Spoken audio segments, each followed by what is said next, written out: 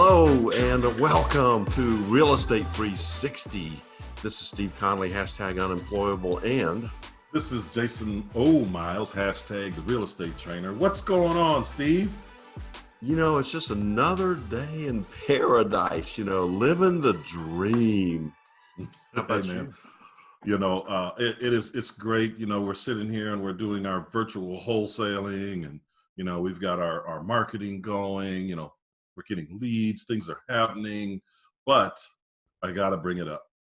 What? There's all this hubbub about this super high unemployment, rate, and it's as high as it's been since the Great Depression and blah, blah, blah, blah, blah, blah, blah, right? Yeah. Everybody's so uncertain, and we've got lenders that are pulling out of the market or slowly coming back in, or what I really appreciate, to be honest with you, are the people that made a ton of money coming out of our last financial debacle and their ability to recognize the opportunity that's in front of us right now. It's huge. It's a huge opportunity. Yeah. Honestly, I think created out of nothing, created out of thin air from all the media hype. And listen, I was listening to the Doctrinaire guy this on the way back from my office, which is Burger King, this morning. And he was talking about, hey, turn off your radios. Well, except for WSB, of course. He said, you got to stop listening to all this media hype. But you're dead on, Myles, about this is creating massive opportunities. Now, we're kind of at the beginning of them. And so I think a lot of us are just looking around trying to figure out, okay, what's the best way? But it's not going to be that difficult. Well, no, and I don't think so either. And it's really, in my opinion, man, it's not even the first to get in. I mean, that's a part of it, but it's just about taking action right now. What's that company? Open Door or Open Source? Open Door. Yeah. Open Door. They laid off probably close to half of their staff, and they're opening back up now. They're going to start regionally or, state by state, because they're a pretty big company, where you have companies that, as we discussed before, companies like Zillow, who are trying to get into that wholesale space that, they're just leaving that alone, which they should, because they're no good at it. But the point is, all these people that made money coming out of our last crash understand above all else how to recognize opportunity. We live in a time of just everything is in hyperspeed, or warp speed, right? Everything moves super, super fast. So if we've got this, what I like to call this huge transfer of wealth occurring again, because that's what it is. I mean, we went from, I'm going to pull back a little bit. We went from before the 2008 crash, having a top 3 or a top 5%, to that 3 to 5% shrinking down to the top 1%. And with situations like we have right now, the wealthy that have enormous amounts of cash are just playing with the stock market and playing with precious metals as they fall, and they buy them, and they, as in an option, a 1/10 tick, depending on how many options you have, can make you several $1 million. Yeah, the leverage opportunity and options is pretty significant. And, your downside risk is fixed. Yeah. Whatever your option costs, that's it, That's exactly right. That's a great place to be, Exactly, if you can recognize the opportunities. Right. And there is so much uncertainty right now all across the board in our industry. Lenders don't want to lend. Sellers want to sell but can't sell. The lenders that are lending on many different levels have simply just changed their lending parameters. Maybe person has to put a little bit more money down. Maybe credit parameters have changed a little, but they're lending, but they're shrinking their pool so that they can hedge their bets, which ultimately makes things a little tighter on the resale side. There's a limited inventory on the retail side, right? And they're always talking about it, but now they don't want to lend any money for new construction. Exactly. But, I was started my networking meeting. This is a physical, go-to meeting situation with my networking group called USA Business Connect. And we, the place that we normally meet's closed, but found another restaurant. And so I was over there yesterday afternoon, and one of the guys said, I think real estate values are going to go up. And I said, wow, I haven't heard anybody say that yet, during this situation.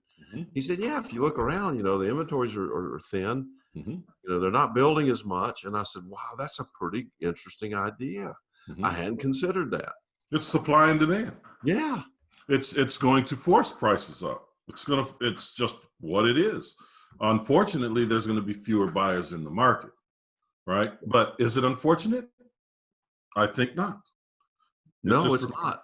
It's not. Just, so we have been doing a bunch of things, during this little bit of a downtime to reposition everything. We talked about it, some of them in our shows, in the past shows, like the co-op advertising, which mm-hmm. we are launching today or tomorrow, as soon as we get our schedules from Fox 5 television.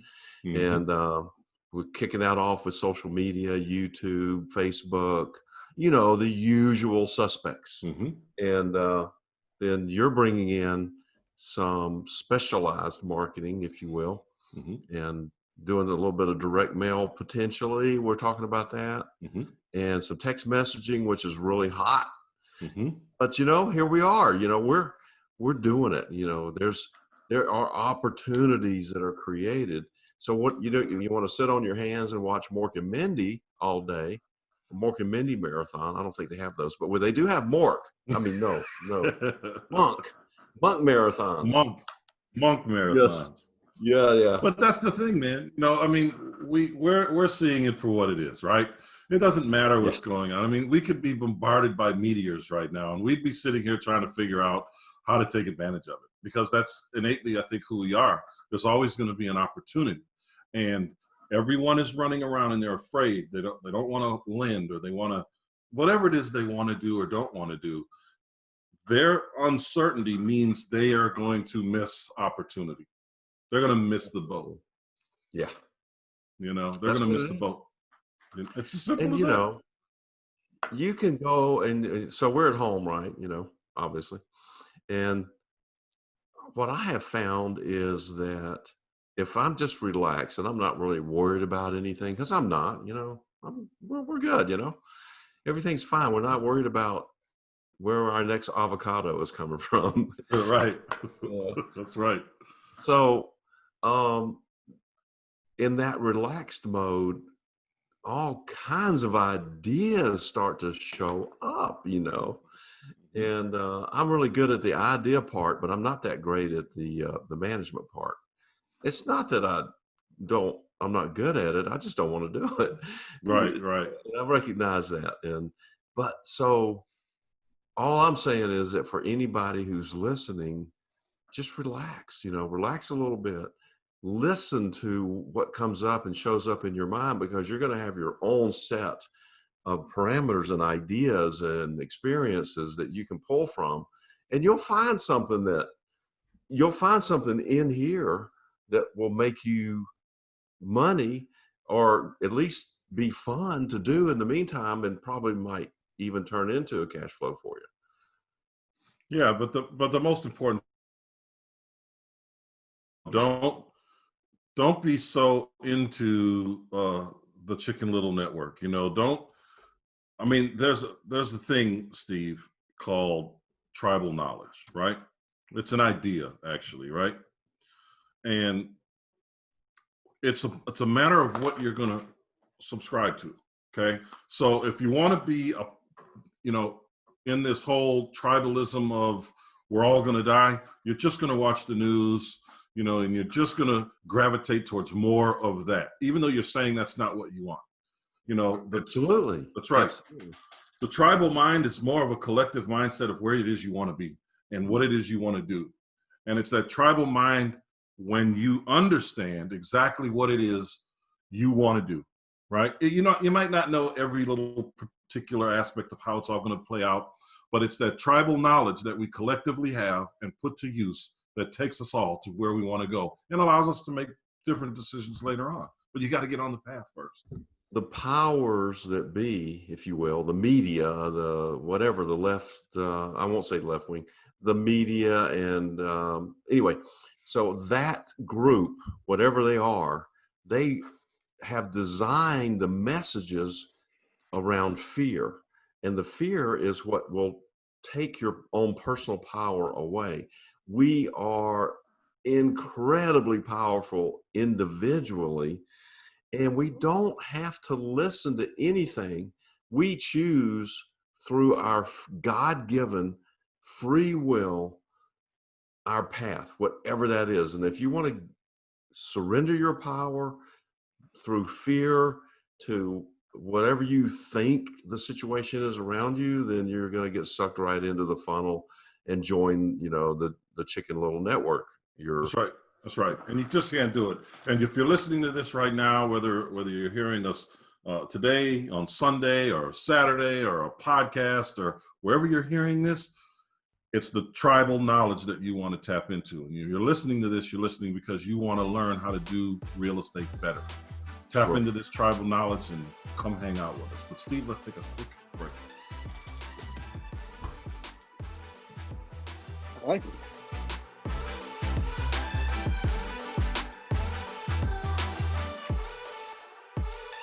We'll buy your house. Click 833willbuy.com. That's 833WELLBUY.com. Or call 833-WILL-BUY. Se habla español. Llámanos. Call us today.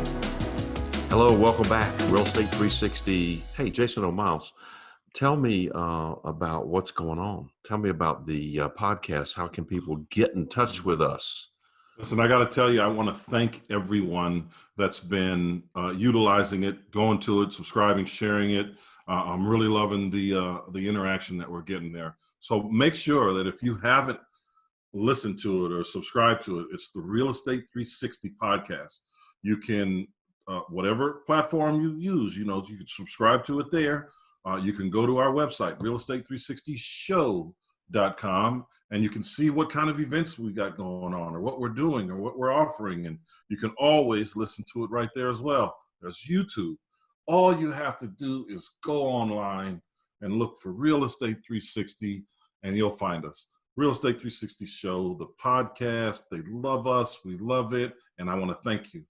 Thank you for engaging with us. We really do appreciate it. Please continue. Yes, we do. We love the feedback, positive and negative, because, quote unquote negative, that gives us, a little bit of information about how to make adjustments if we need to. Yeah. But listen, in addition, you mentioned during the first segment, lending. Yes.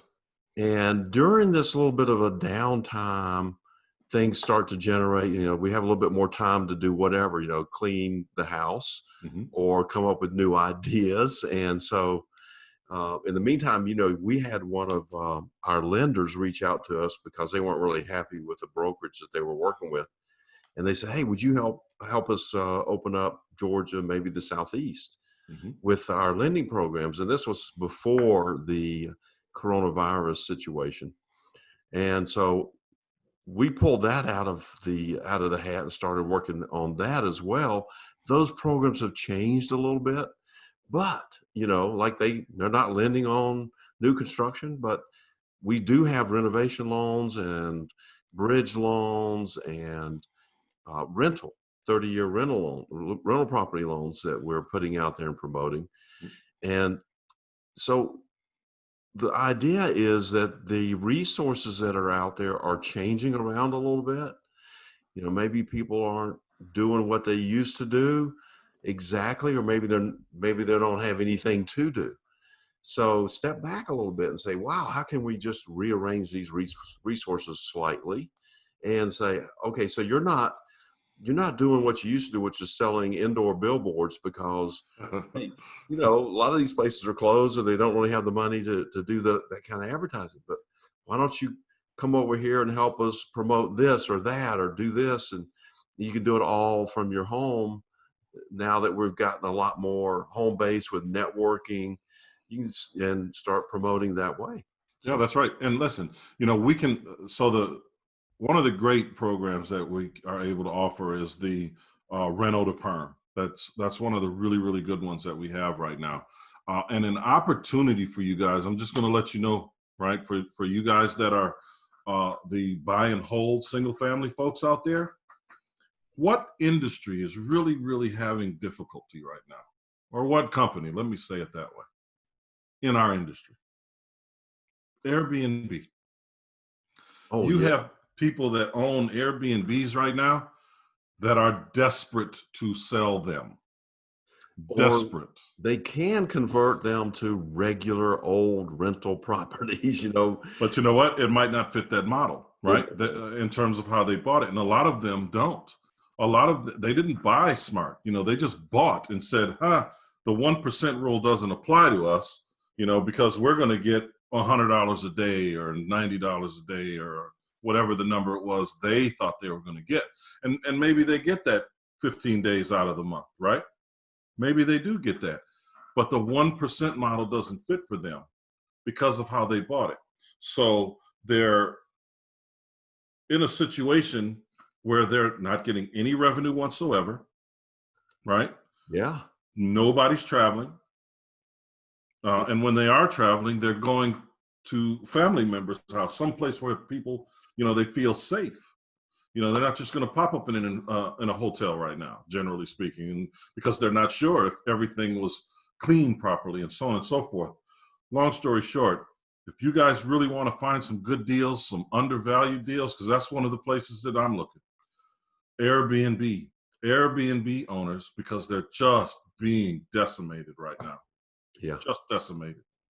Just decimated. Well, everything what we should be doing really is contrarian thinking on every front. If everyone is sheltering in place and kind of not and watching television or watching YouTube, okay, so that's an audience. That's a huge audience right there. Yeah. We have something that we can present to that audience and say, hey, maybe here's an opportunity for you. Here's a way to solve a problem. Here's a way to make some money. Here's a way to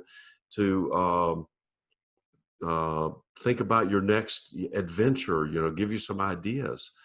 So I'm saying, think contrarian. So that's why we're on television on Fox 5. We're doing the same thing in the Panhandle in Florida. So we've got a resource there, and we're kicking that off tomorrow. Yeah. For me, I was kind of sitting back a little bit saying, okay, when are these governors going to open the state? And I was kind of looking for that to be the trigger, if you will, for when things started happening. Because if everything is closed, which means the court systems are closed, that means that there's really not a lot of negativity to push somebody into action. There's not that threat of eviction or foreclosure because, hey, the court systems are closed.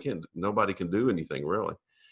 Well, that there's some truth in that, but there is something that can be done, and that landlords and lenders are doing, and that is e-filing their paperwork. Even though the courts are closed, they're in queue. Absolutely, and that's what we've been doing. We've been going and e-filing dispossessories and whatever else we need to do. That's right. And getting it lined up for when they do open. So we'll be on the docket.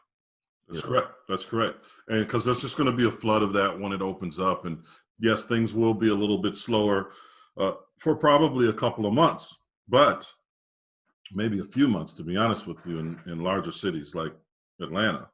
But it's necessary for people to do those kind of things. We have to, like you're saying, think about what it is we need to do and how can we prepare ourselves for when things do speed back up to, again, they keep telling us, there's not going to be a new normal. I mean, there's a new normal. The old normal doesn't exist. I disagree with all of that because, the reality of it is, again, we live in a time of super, super fast movement. Okay. People are going to want to congregate. People are going to malls and throwing impromptu parties in the middle of the night in the parking lot. You know, I mean, these things are happening. People will forget about this in a little while. Yeah. And that's just the reality of it, regardless of what happens, regardless if we see a surge in, you know, corona cases. They're just not, generally speaking, there is a larger segment of our society that just doesn't care about that. They just want to get back to work. They want to go out and they want to eat their tacos and their burgers and drink their beers and watch sports. They want to live their life. What's wrong with that?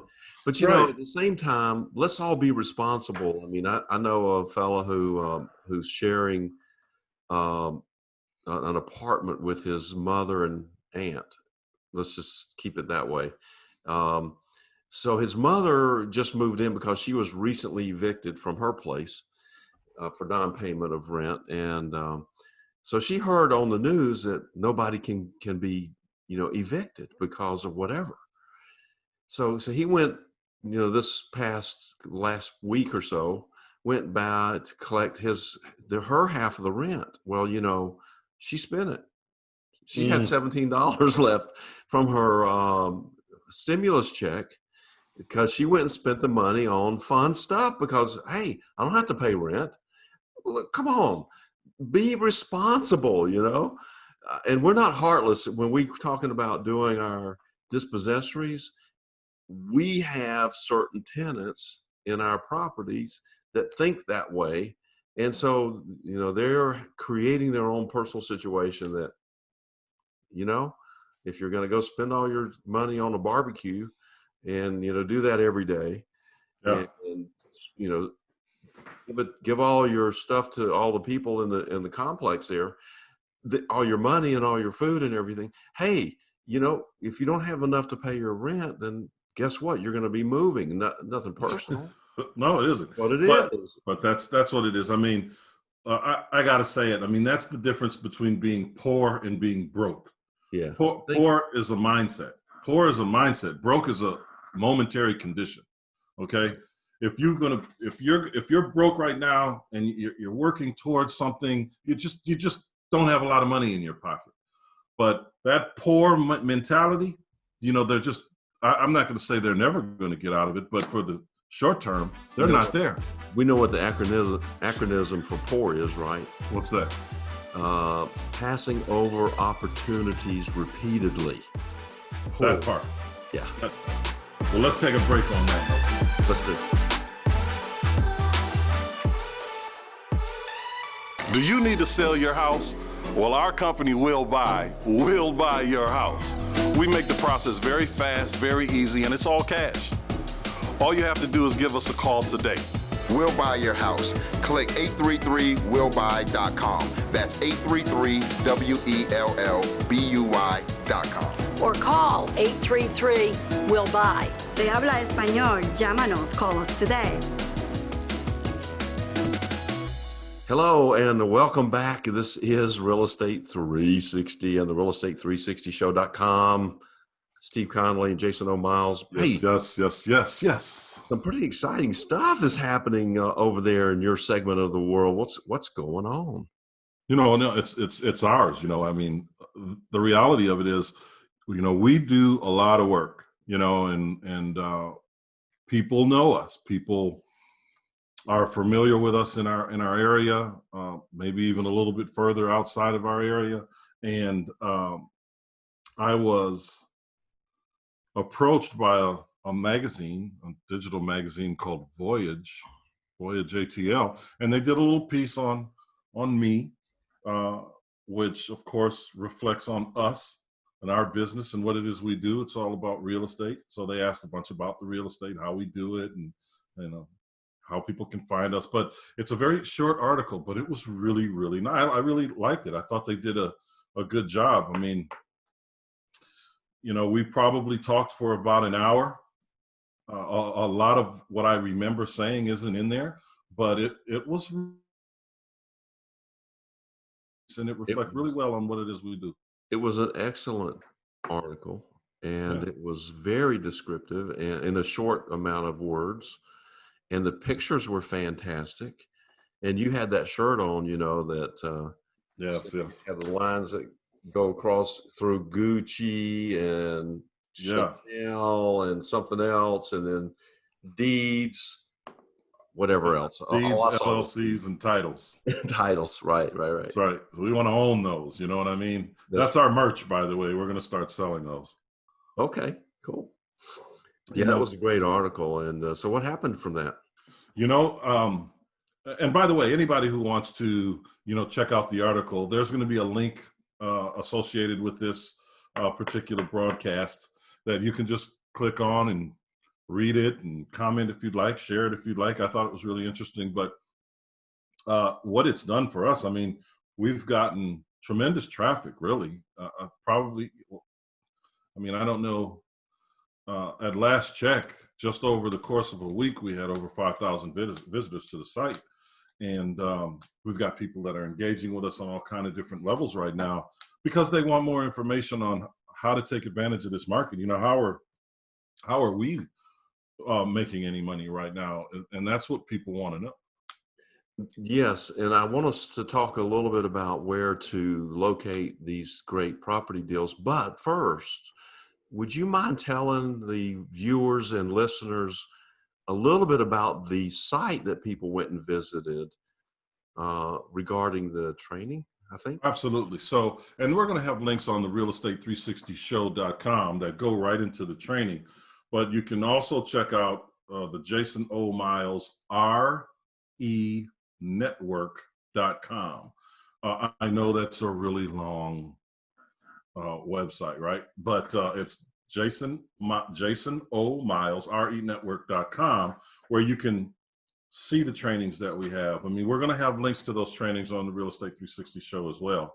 So you'll know, okay, here's what this course is, here's what that course is. And we'll promote, you know, all of the trainings and the freebies, the giveaways, we'll promote all of that stuff because we want basically a lot of that, you know, Steve, is going to be done through social media. But, you know, for the people that are following us now, you'll be able to catch it on realestate360show.com or the Jason O. Myles renetwork.com because it's all Real Estate 360. Perfect. You know, I'm sitting here listening to us and I'm thinking, holy moly, we do a lot of stuff, you know? Yeah. We're promoting in a couple of markets. We've created TV commercials, you know, for we buy properties. We buy wholesale, we sell wholesale, we renovate, we've got multifamily, we do lending. What is it that we don't do? Well, we don't do Airbnb. And we don't sit on our butts and wait for something to fall in our lap. Yeah. That's what we don't do. That's what we don't do. I mean, there's all kind of stuff that's going on out there. As we spoke about earlier in this show, you know, there's a shortage of houses. People want to buy them, right? It's our job to give them what they want, right? We're solving problems from the beginning to the end, or as they say, from where I come from the rooter to the tutor. You know, we're solving problems, man. So that's what we do. So what's the easiest path to solve those problems? And that's kind of stepping back and saying, okay, where do we find the properties, right? Right. So we find that's where it all begins. That's right. We find the properties where we find the problems. So where are the problems? People can't pay their rent, hence people can't pay their mortgages. So who winds up, what winds up first? First thing that winds up happening is the owner of that property is going to be trying to save his or her butt one way or another, where they're either trying to bring in a partner or they're trying to, you know, just sell that thing straight away, or they're working with the bank to do a deed in lieu of foreclosure, just give it back to the bank. You know, that exactly. But, you know, may I diverge just a little bit into mindset? Absolutely. So I've got this guy that I work with. He's commercial. He does commercial stuff, and we talk just about every day. He calls me almost every day.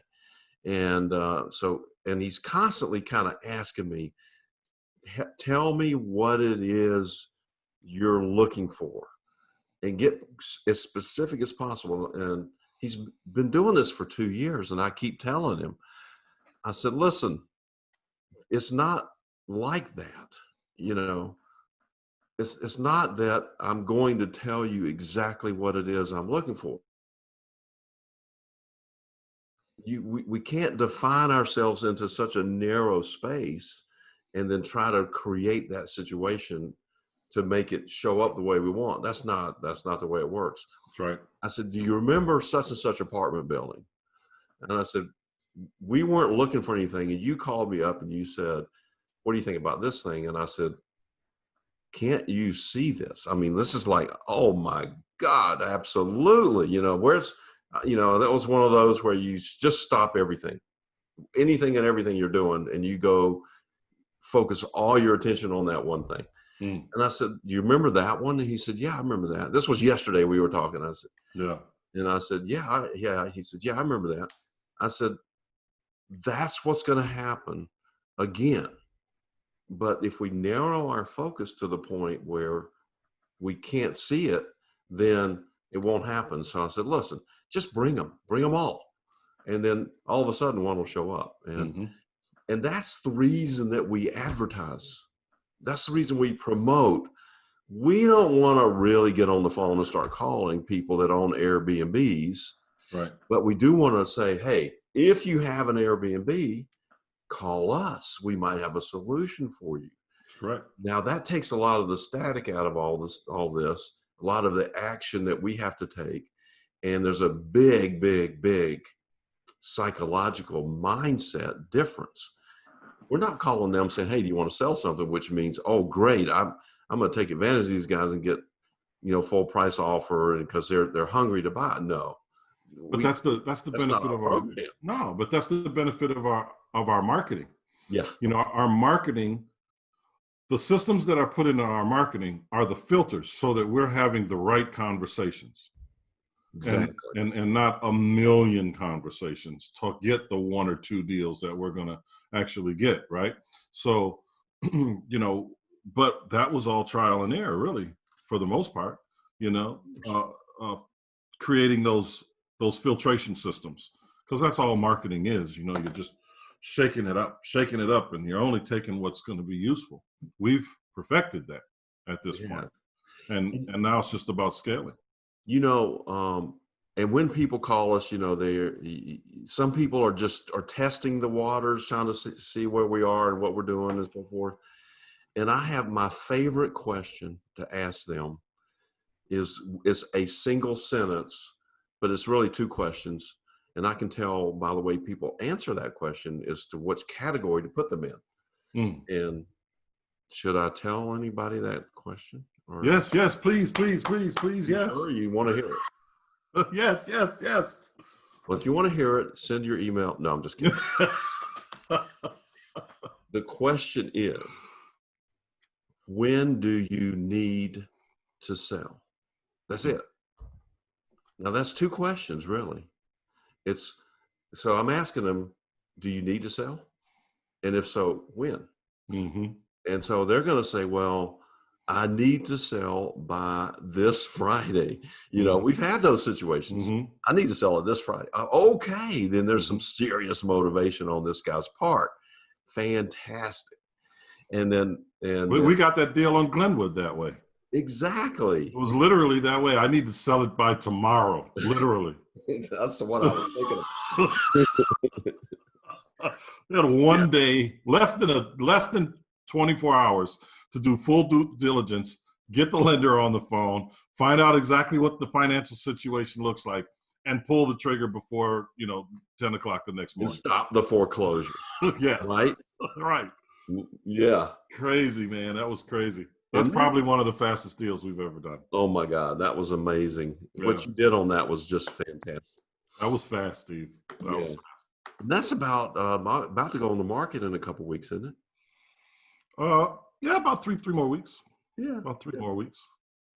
All right, so back to the question, when do you need to sell? So if they say I need to sell by Thursday, like or tomorrow in Glenwood's case, then there's somebody that's highly motivated, has a problem. There it is, right there. There's a problem, and it's an immediate problem. So that's why we're here. We're here to solve those problems. And then if they answer the questions as like, well, I don't really need to sell, I'm just kind of calling you to find out what you might want to offer, then I usually say, well, I'll get a little bit more information, find out if they have a problem or not, because sometimes they say one thing but mean another. And if they say, no, we're in good shape, then I say, well, why don't you call Sammy? Call your realtor, list it. You're going to get a better price. Really not a fit. That's right. But there's a lot of different ways that we can move inside of that, and that's, I think, the benefit for us. And, I think we need to take a break. Let's do that. Okay. Hi, this is Sammy with Sammy Hadid Real Estate Keller Williams. Are you looking for a top producing agent who will look out for your best interests, top dollar on the sale of your home, a well-negotiated contract, an efficient closing? Please call me at 305-978-4249. I'm more than happy to set up a consultation. I'll put together a proposal for you to net top dollar for your home, what it is that I'm doing to get all my homes sold. Then you can decide what's best for you. Again, I'll do whatever it takes to get your home sold for top dollar, and I promise you that I will protect your equity with my life. 305-978-4249. Sammy Hadid, Hadid.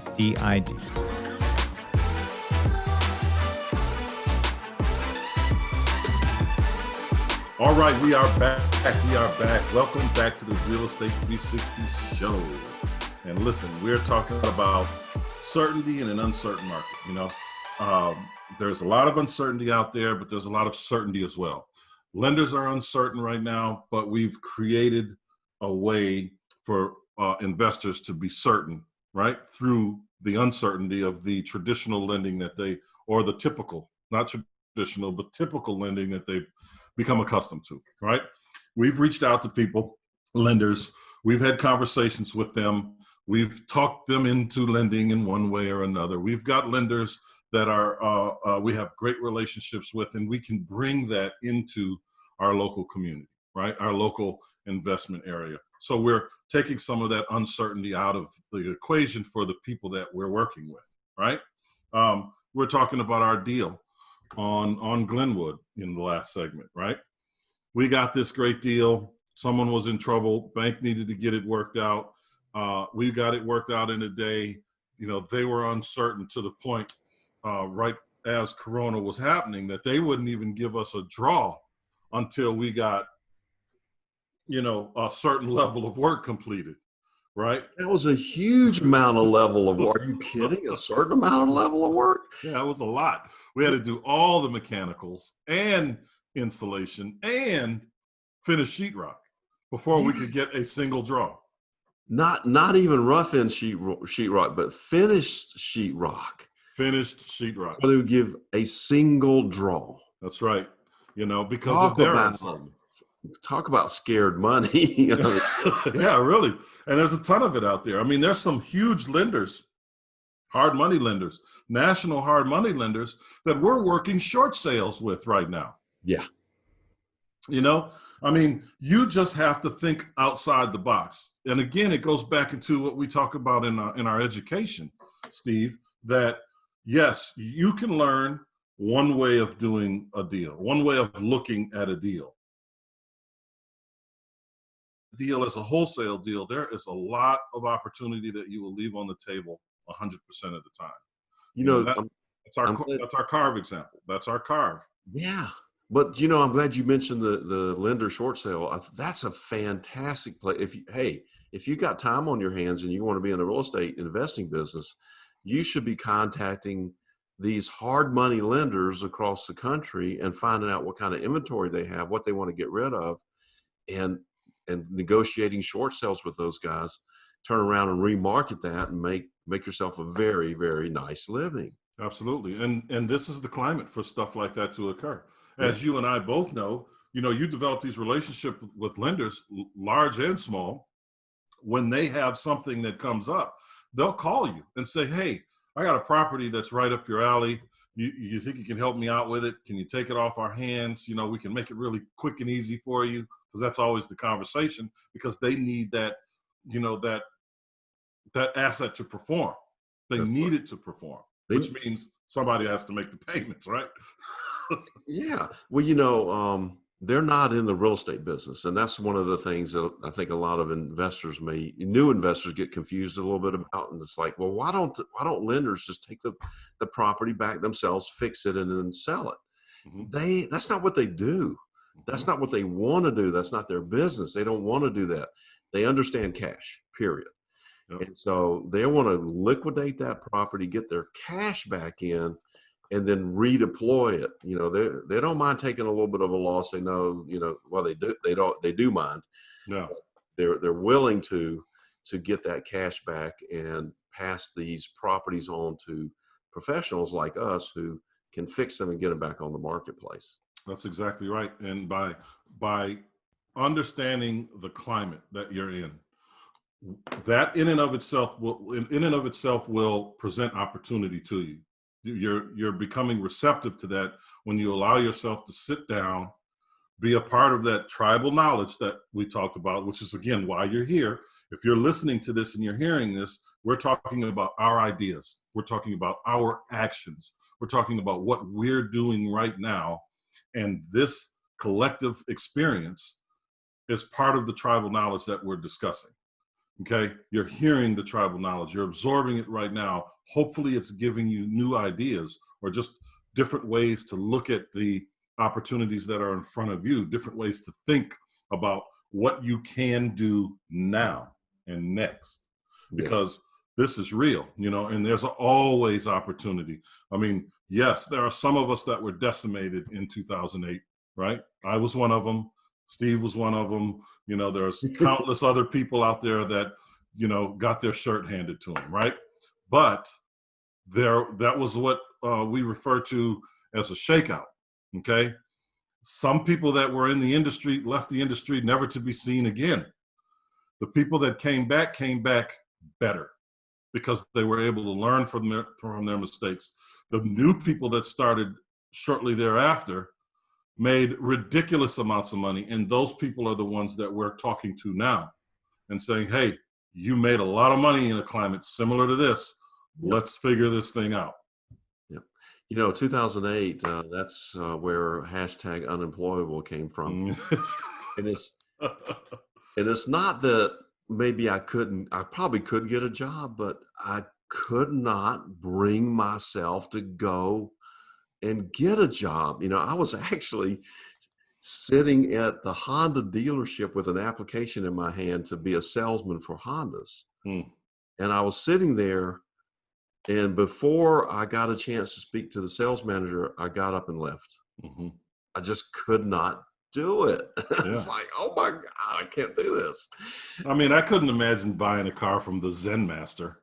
No, exactly. You either like it or you don't. Yeah.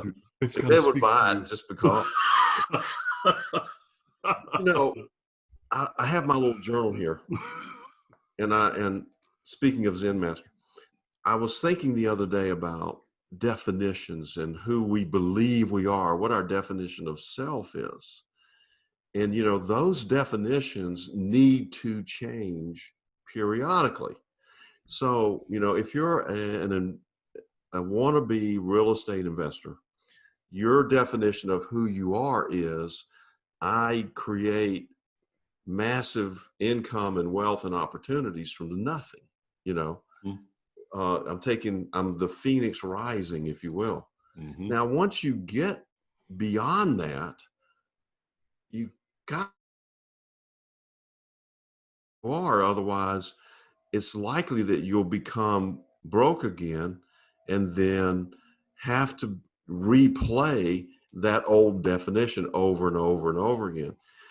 So if you look carefully at who you are now, and then you look back into your mind and you say, well, why am I here right now? You will find that it's because you believe this is who you are. Not much more than that. That's right. I mean, you wind up being where you are. And how I describe that to people is I say, listen, who you are today isn't who you were yesterday. And who you are today isn't who you're going to be tomorrow. And I do it in 7-year increments, because if you look at it, 7 years ago, who you were what you did, how you did it is totally different than what you're doing today. Yeah. 7 years prior to that, you were virtually unrecognizable to who you see yourself as today. And, you know, the reason I'm even bringing this up right now, and I think 7 years is a really good benchmark. A lot of people have some extra time on their hands right now. Just a little. I think they're looking at themselves and saying, why am I here? What am I doing? Who am I is really the question. And then get a journal and say, and write down in the present tense who you wish to be right now. Who are you now? I mean, you know, you might look out at your physicality and say, well, that's not who I am now.